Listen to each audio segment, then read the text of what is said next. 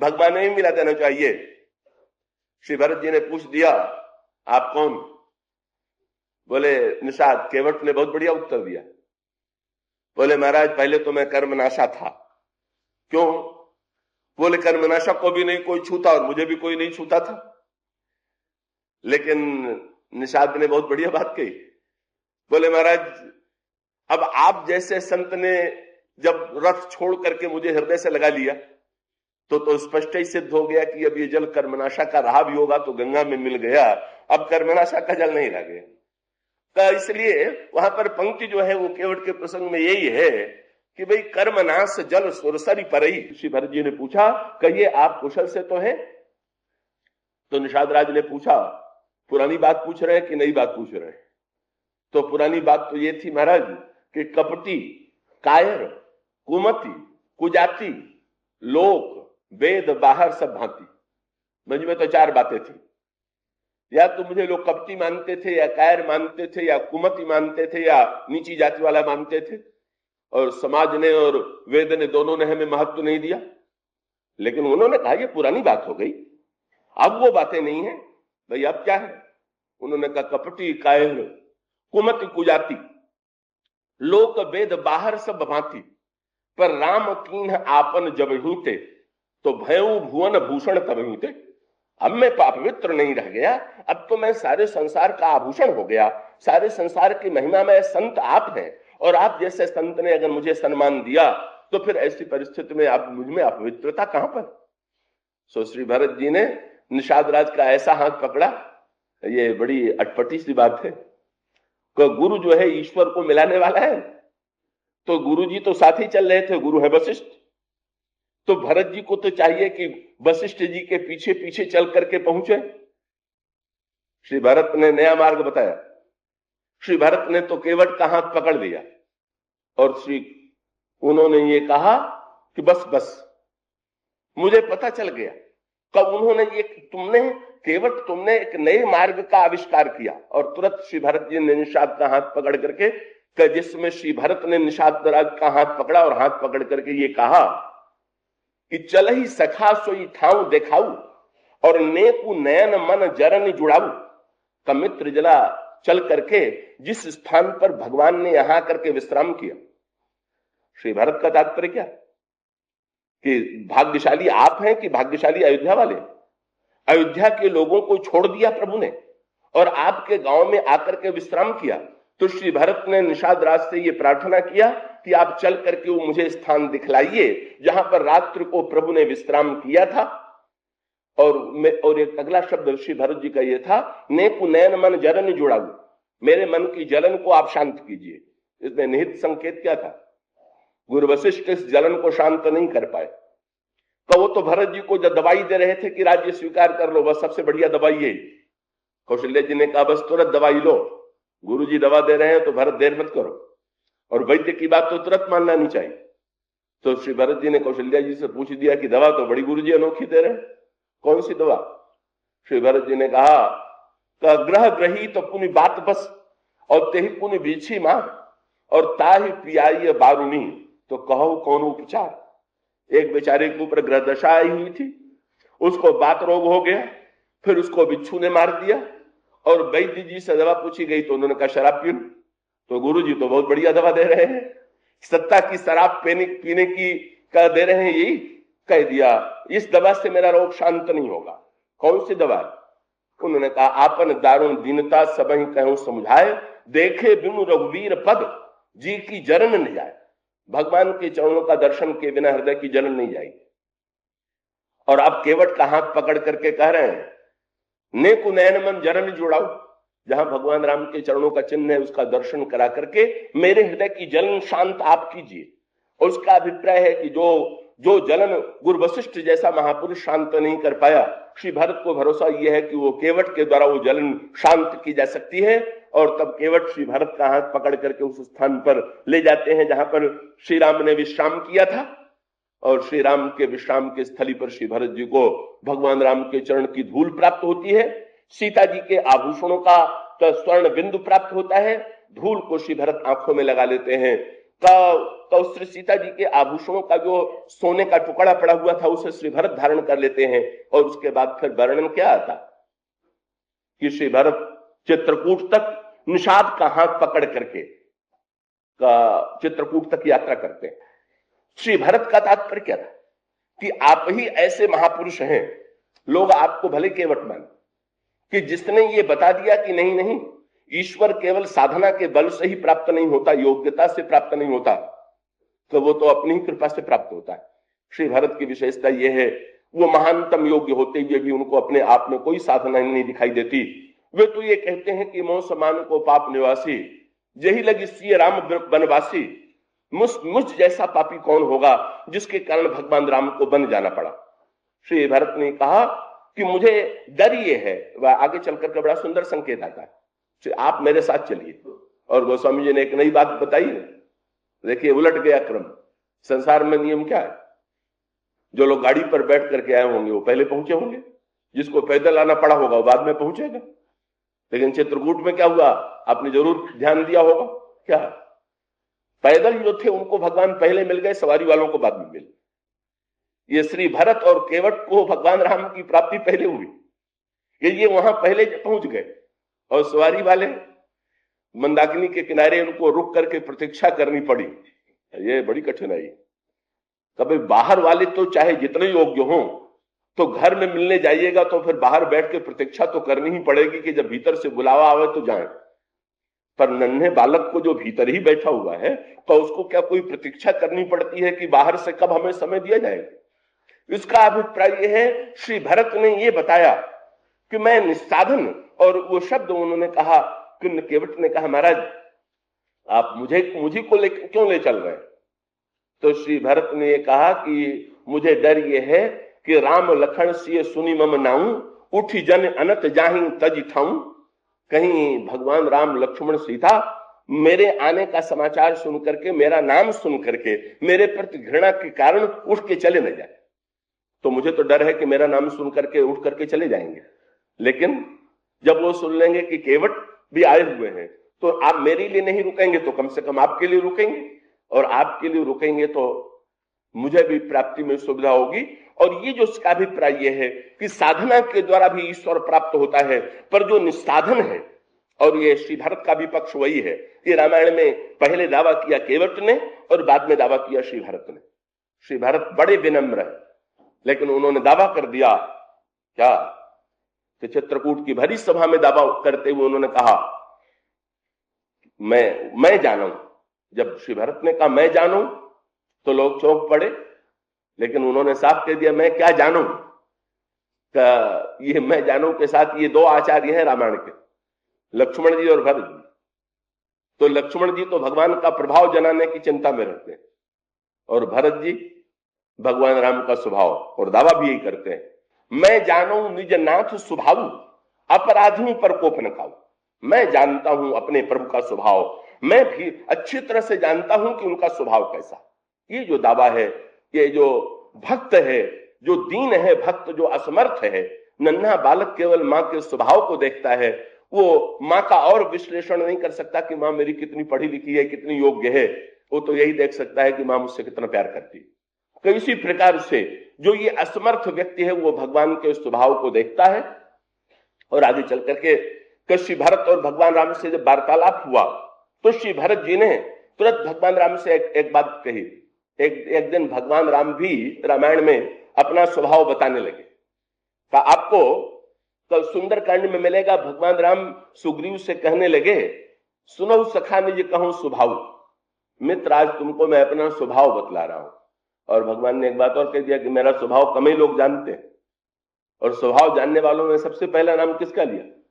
सुनो सखा निज कहूं स्वभाव, जान भुसुंडी। का भुसुंडी मेरा स्वभाव जानता है। उसका अर्थ क्या कि भाई कौआ ने भगवान का स्वभाव जान लिया, इसके द्वारा भगवान ने बहुत बड़ी बात कह दी। बड़े लोग बाद में जानते हैं, जो कौवे हुए हैं का कौवे का अभिप्राय भी यही है कि जो का पवित्रता से युक्त नहीं है, साधना से युक्त नहीं है, का वो काकभूषण मेरा स्वभाव जानते हैं। लेकिन श्री भरत ने और भगवान राम ने जो स्वभाव बताया उसमें थोड़ा भेद पड़ गया। भगवान राम ने कहा कि मेरा यह स्वभाव है कि जो नर होई चराचर द्रोही, आवई सभय शरण तकी मोहू, तजी मद मोह कपट छल नाना, करूं सद्य तही साधु समाना। भगवान ने कहा कोई व्यक्ति कितना भी बुरा क्यों न हो, पर मेरा यह स्वभाव है कि वो 4 वस्तुओं को छोड़ करके, मद मोह कपट छल छोड़ करके आवे तो मैं उसको साधु बना दूंगा। भगवान से सुग्रीव ने पूछ दिया, तब तो आपने बड़ी सुविधा दे दिया, तो फिर लोग आपकी शरण में आके स्वभाव का लाभ क्यों नहीं ले लेते?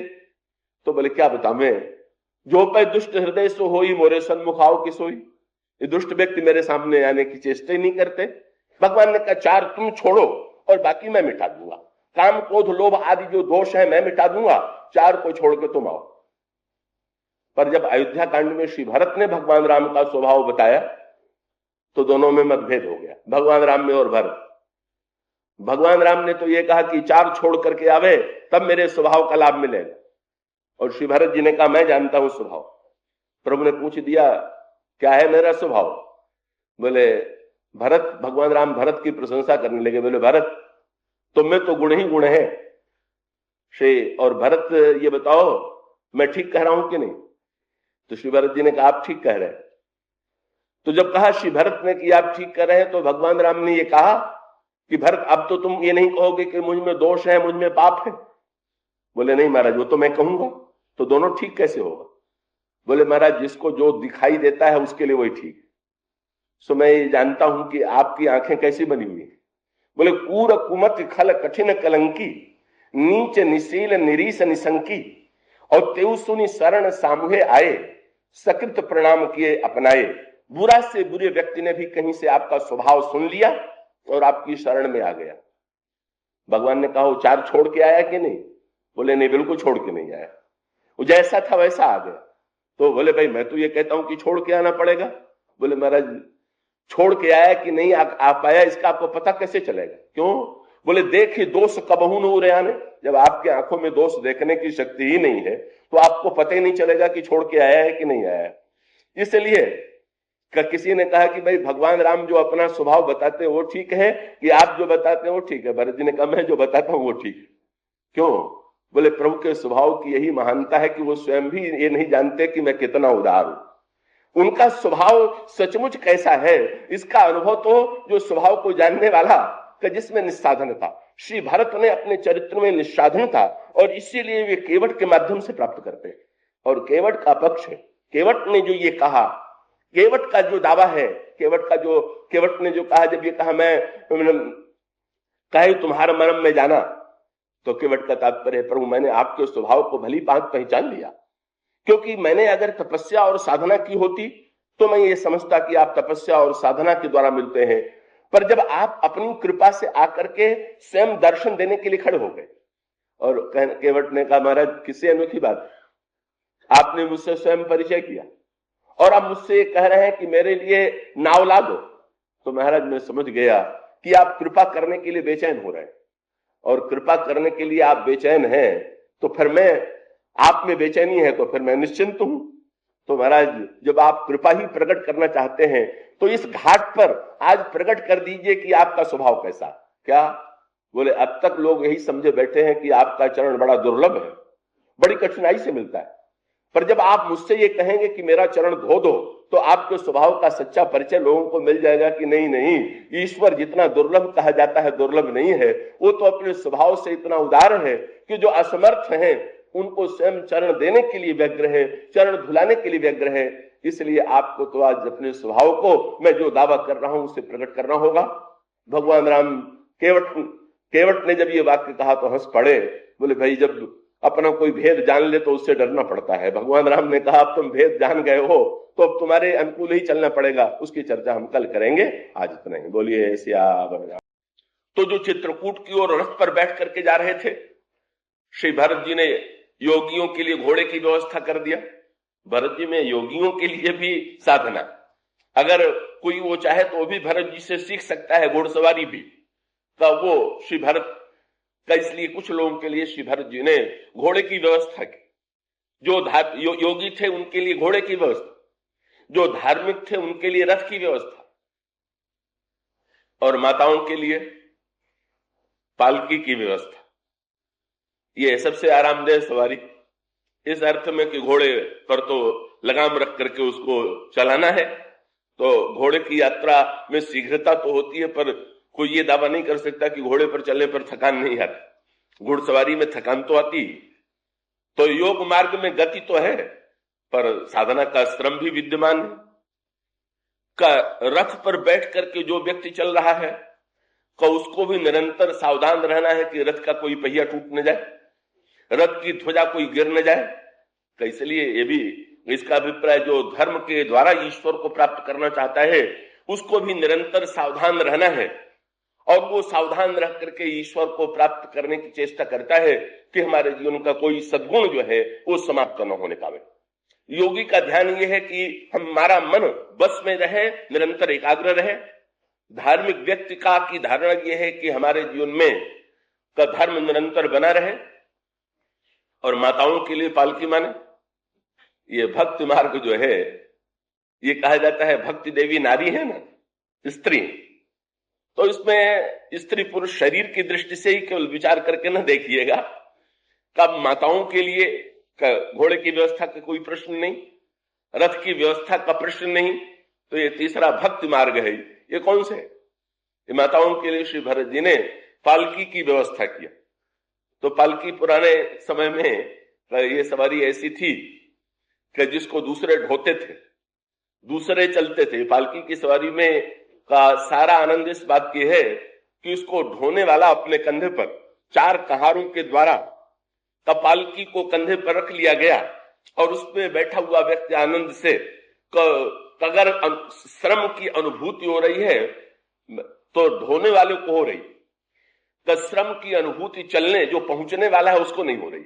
बड़ी विचित्र यात्रा बोले थकान किसी को आवे और पहुंचे कोई। ये अनोखा मार्ग जो है पालकी वाला मार्ग है। जो ढो रहा है वो थक रहा है, और जो बैठा हुआ है वो पहुंच रहा है। तो इस दृष्टि से यदि देखा जाए तो ये भक्त का मार्ग जो है पालकी का मार्ग है। और इसमें 4 ढोलने वाले कौन से?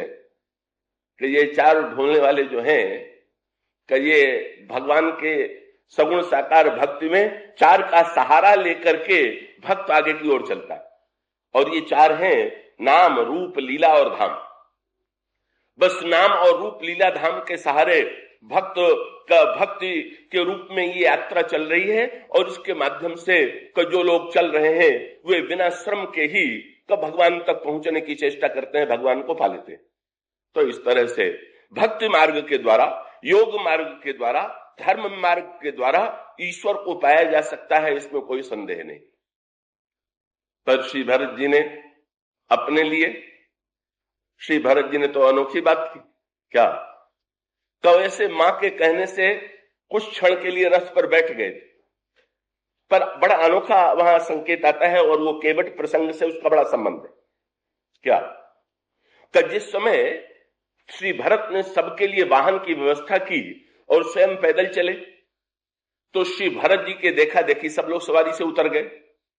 ये बड़ी खतरनाक परंपरा है, दूसरे की देखा देखी करना जो है, पर ये व्यक्ति का स्वभाव है। दूसरे को जो करते देखें, बड़े को जो करते देखें, हमारा भी वही करने का मन होता है। तो श्री भरत जी को देखा कि ये तो किसी सवारी पर नहीं बैठे, तो अब को कुछ लोग संकोच के मारे, कुछ लोग का भरत के मन के प्रति आदर के कारण का अपनी अपनी सवारियों से उतर करके स्वयं पैदल चलने लगे। और कौशल्या अम्मा ने जब देखा कि ये तो सब नकल कर रहे हैं श्री भरत की, और जो श्री भरत के लिए ठीक है वो सबके लिए ठीक थोड़ी है।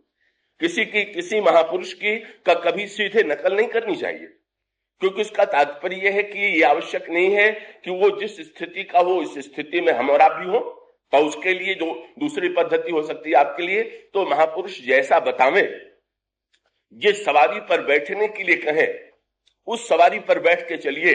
अपने मन से केवल महापुरुषों का बाहरी नकल करने का प्रयास न कीजिए।